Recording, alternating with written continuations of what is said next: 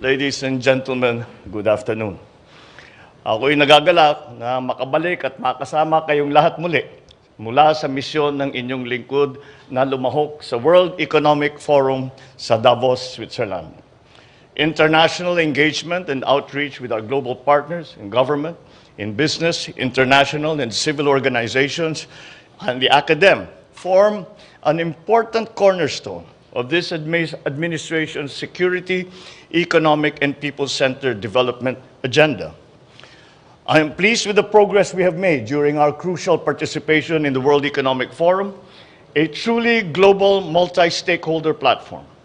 The trip has yielded beneficial outcomes relative to new trade and investment opportunities and key partnerships forged to support our development program, a better appreciation for Filipino workers and professionals, and the promise of increased levels of cooperation with various countries around the world.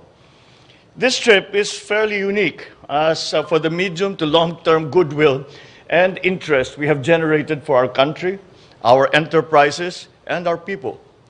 Through the multi-stakeholder platform provided by the World Economic Forum, the Philippines is able to articulate and exchange views on pressing issues that impact on the lives and livelihood of all Filipinos.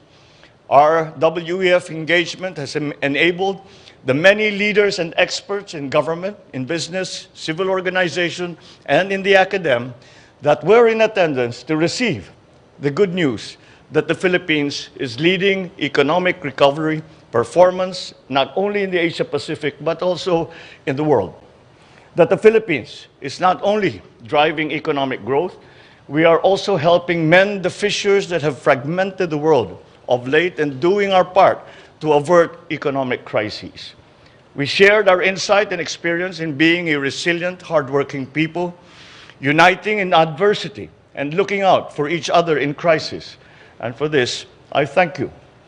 With the help of the economic team comprised of Finance Secretary Ben Jokno, Trade and Industry Secretary Fred Pascual, NEDA Secretary R.C. Balisacan, joined by Speaker Martin, we took part in a CEO dialogue in the Philippines under the auspices of the World Economic Forum. You will notice, of course, that Secretary Ben Jokno and Secretary R.C. Balisacan are not with us as they had remained to follow up for follow-up meetings that were not scheduled but had become scheduled after we had met with the different economic leaders and political leaders in Davos. I also drew attention to the Philippines' work across trade and investment, monetary and fiscal policy, food and energy security, climate action, structural reforms, digitalization, public-private partnerships, health, nutrition, education, and other social services. I highlighted this administration's policies, including the Philippine Development Plan, the 8-point socio-economic agenda, and various other policies and legislations that spotlight the economic reforms of the Philippines that have led to our sustained growth, even post-COVID-19 and amidst the current global economic downturn. I also discussed our budget strategies, policies, programs, and projects for climate-resilient infrastructure and our flagship Build Better More, and our active policies toward public-private partnerships and other forms of collaboration in infrastructure. All this work is toward the fulfillment of a resilient, inclusive, and sustainable infrastructure ecosystem for the Philippines. I took the opportunity as well to consult with our friends and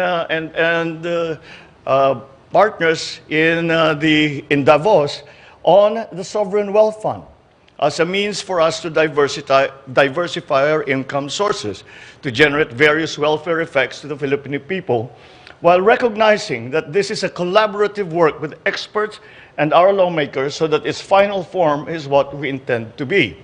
And that discussion about the Sovereign Wealth Fund, the Maharlika Fund, was an interactive one, wherein not only did we present our ideas on what the fund should look like, but we asked them, what do you think would be most advantageous for the Philippines so as to allow the potential investments that you are thinking about bringing to the Philippines and how the fund would be best designed to service that investment.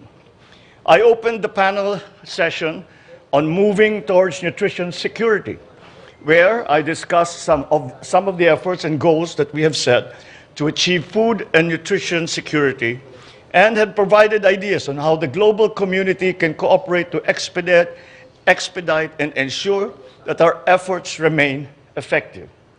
I further took part in a high-level dialogue on investing in infrastructure for resilience, alongside a few other leaders of countries and international and supranational organizations, to discuss our infrastructure flagship and how this can contribute to our goal of a resilient Philippines. I met with the World Economic Forum founder and chairman emeritus, Klaus Schwab, who has become a dear friend of the Philippines, and we discussed partnerships and collaborations to help the Philippines sustain equitable and inclusive growth and provide for a better quality of life for Filipinos. I met with world leaders to discuss how we can further cooperate to ensure that lasting peace and prosperity for all are on the horizon. I had the opportunity to meet and exchange views with a few leaders of countries and organizations, such as WTO Director Ngozi Okonjo-Iweala, World Bank Managing Director for Operations Axel von Trotzenberg, IMF Managing Director Kristalina Georgieva, and former UK Prime Minister Tony Blair, to align and agree to push for common priorities and support for the multilateral trading system to benefit all. The process that we undertook, really, in Davos was not simply to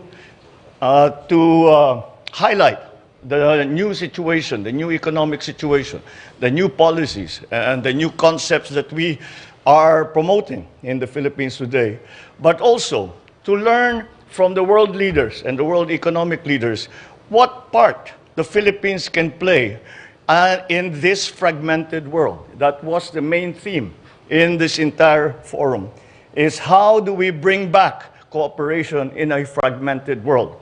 And we are seen to play a part in that, and especially as a member state of ASEAN and as a leading economy in Asia. I was joined by leaders from the Philippine business community. We took part in several activities to help promote partnerships with our private sector economic leaders. I met with key executives of companies such as DP World, Glencore, Morgan Stanley, who incidentally is going to be now, because of investor confidence, is going to open an office here in the Philippines. The business meetings held promise of new investments in many of our economic sectors, including mining, processing, digital solutions, logistics, telecommunications, renewable fuel, amongst others, and will enable our companies to participate deeper in global value chains. Finally, as ever, no visit will ever be complete without meeting our countrymen in Switzerland and the surrounding areas. We were serenaded, to our great surprise, by a young man by the name of Ivan Mendoza, grand finalist of The Voice of France, who astounded everyone, ourselves included, who showcased how Filipino talent is truly world-class and served as another shining example of how all Filipinos are individual ambassadors of goodwill in their own right. We will now be working to consolidate and develop these contacts and discussions that we have begun. The measure of success will be how much of this we can bring to fruition. That process has begun, and we will continue until we see the final results of these endeavors. Maraming salamat po sa inyong lahat at magandang hapon po.